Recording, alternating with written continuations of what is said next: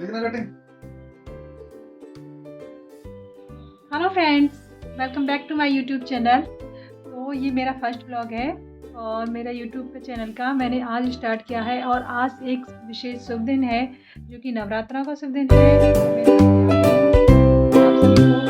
नवरात्रा की हार्दिक शुभकामनाएं। आप सभी के नवरात्रि मंगल हो, शुभ हो, अच्छे से व्रत रखें और माता रानी का पूजन करें। मैं नहा के आ गई हूँ। मैं अपने बालों को कर लेती हूँ, सुखा लेती हूँ थोड़ा सा, फिर मुझे पूजा की तैयारी करनी है और फिर उसके बाद माता का पूजन करना है। और आप लोगों की शायद पूजा हो गई होगी किसी की और किसी की बाकी भी होगी। सभी माता रानी का नाम लेके अपने अपने काम में लगे रहें। चलो मैं भी अभी कंघी कर लेती हूँ, फिर उसके बाद पूजा की तैयारी करती हूँ। चलते हैं आगे।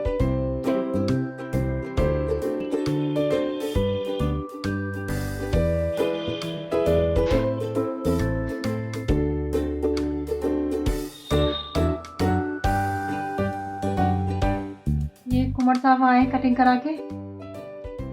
बढ़िया लग रही है। ठीक लग रही है।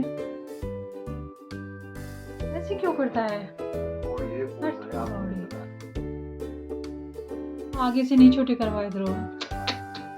ध्रुव नहीं, अच्छे नहीं लग रहे आगे से। पीछे से तो अच्छी है, एकदम मस्त है। इधर इतने इधर कट्स। इधर दिखा, इधर इधर आ।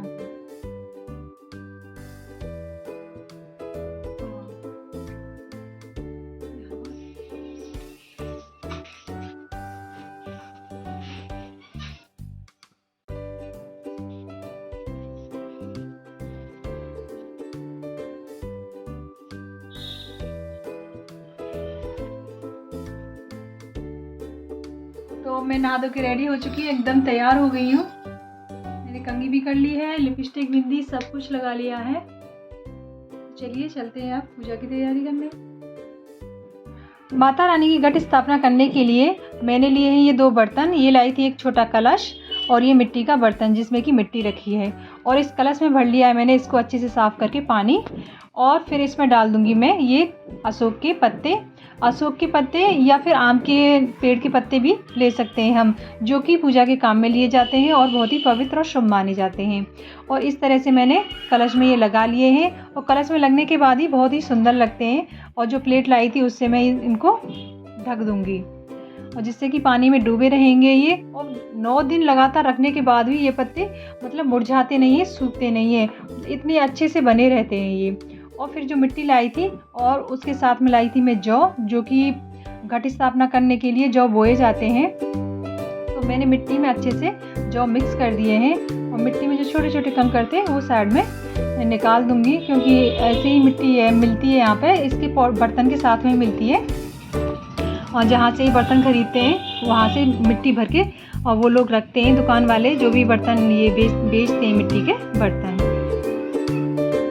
और मैं सारे जौ को अच्छे से इसमें मिक्स कर दूंगी मिट्टी में। और फिर मिक्स करने के बाद मैं पानी लेके पानी के छींटे लगा के अच्छे से इसमें पानी डाल दूंगी, जिससे कि जो पानी है पूरी तरह अंदर तक चला जाए और ये जौ उगने के लिए रेडी हो जाए। और फिर इस तरह से मैंने कलश की स्थापना कर दी है। और कलश रख के इतना सुंदर लगता है ना, देखने में बहुत ही सुंदर लगता है। और फिर इसके ऊपर जो मैं लाई थी नारियल कच्चा वाला, तो उसके ऊपर ये चुन्नी लगा के माता रानी की इसको रख देंगे, जो कि 9 दिन रखा रहता है। फिर 9वें दिन इसको फोड़ के माता रानी पे इसका जल चढ़ा के और फिर इसको पूजा में वो प्रसाद के काम में लिया जाता है नारियल को। और फिर इस तरह से मैंने घट स्थापना कर दी है, वो अभी साइड में रखी है। और फिर अब मैं यहाँ पे जोत जलाने की तैयारी कर रही हूँ माता रानी की। तो जोत जलाने के लिए मैंने सारा सामान थाली में रख लिया है और दीपक में बत्ती रख के और मैंने डाल दिया इसमें घी। और हमारे यहाँ जिस तरह से पूजा करते हैं ना, मैं उसी तरह से आप लोगों को बता रही हूँ। लेकिन सभी के यहाँ कुछ कुछ ऐसे ही करते हैं और थोड़ा बहुत ही डिफरेंट होता होगा, सबका तरीका थोड़ा ही बहुत डिफरेंट होता होगा। और लेकिन नहीं तो इसी तरह से माता रानी की पूजा की जाती है। और फिर मैंने घट स्थापना की थी, वो मतलब मंदिर के सामने रख दिया है उसको।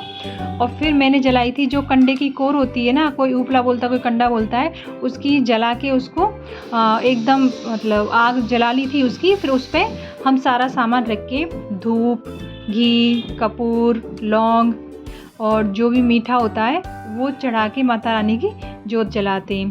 फिर मैंने जोत जलाने से पहले तो मैं माता रानी को चुन्नी उड़ाई है, माता रानी का टीका लगाया, माता रानी पे फूल चढ़ाए और माता रानी का दीपक जलाया। फिर उसके बाद मैंने माता रानी की जोत जलाई थी, जो कि सारी हवन की जो सामग्री होती है वो रख के जलाई जाती है। और चुन्नी है ना, वो थोड़ी कड़क थी तो थोड़ी उठ रही थी, तो इसलिए मैंने साइडों में बतासे रख दिए जिससे कि वो उठे ना, अच्छे से मतलब माता रानी को पहन जाए।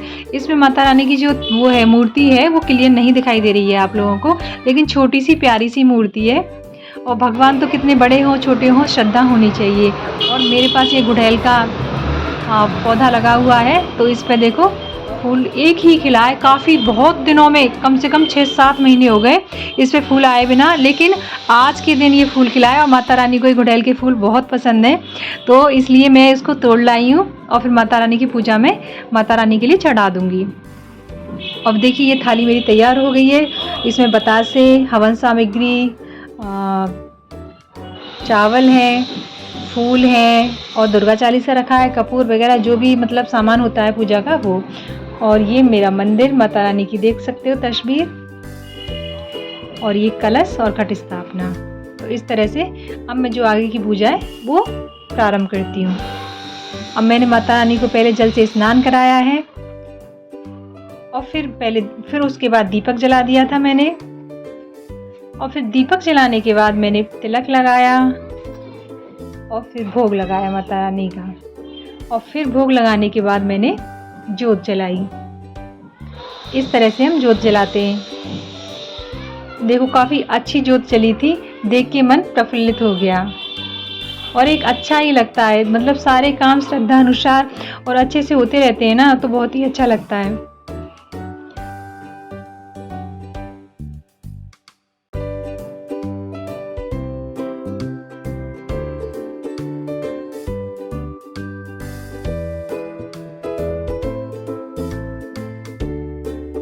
और फिर उसके बाद किया मैंने दुर्गा चालीसा का पाठ।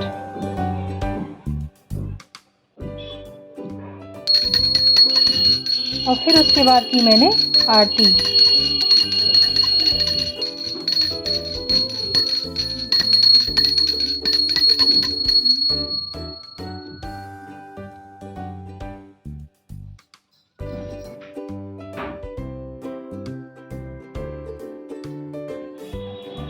और फिर जो जल लोटे में भर के रखते हैं उस जल को फिर हम तुलसी में दे देते हैं।